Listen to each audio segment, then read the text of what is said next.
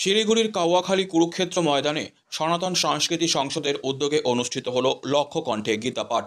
এক বছর আগে কলকাতার ব্রিগেডে অনুষ্ঠিত লক্ষ কণ্ঠে গীতা পাঠের পর এবার শিলিগুড়িতে আয়োজন করা হয়েছে এই কর্মসূচি।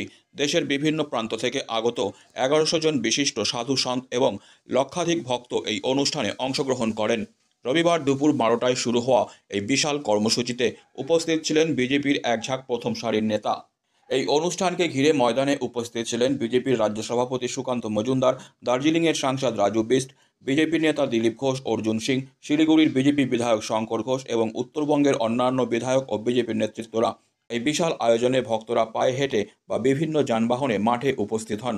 সকাল থেকেই ময়দান জুড়ে ছিল উৎসবের আবহ।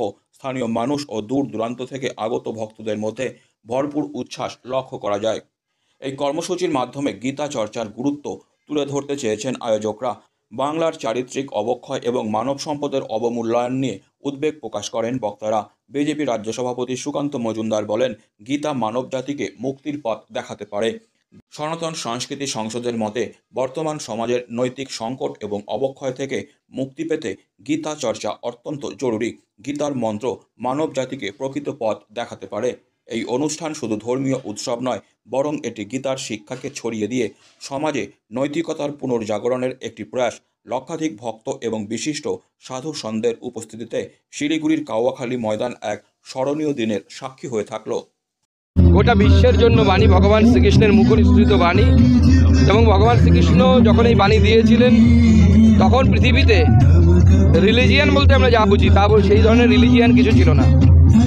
সনাতন ধর্ম, সনাতন সংস্কৃতি ছিল। অন্য যে সেমিটিক ধর্মগুলো বা অ্যাব্রাহামিক রিলিজিয়ান যাদেরকে বলা হয় তার কোনোটাই ছিল না।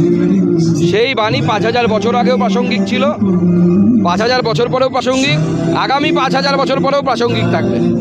শাশ্বত বাণী, মানুষকে কিভাবে জীবন ধারণ করতে হবে ইররেসপেক্টিভ অফ রিলিজিয়ান, মানুষকে কিভাবে সুখে থাকতে হবে, মানুষকে কিভাবে ডিপ্রেশন থেকে বেরিয়ে আসতে হবে, গোটা বিশ্বকে পথ দেখেছে। গীতা শুধু ভারতের নয়, গোটা পৃথিবীর ধরোহর এবং ভারতবর্ষের সবথেকে ভালো গিফট ওয়ার্ল্ড পপুলেশন।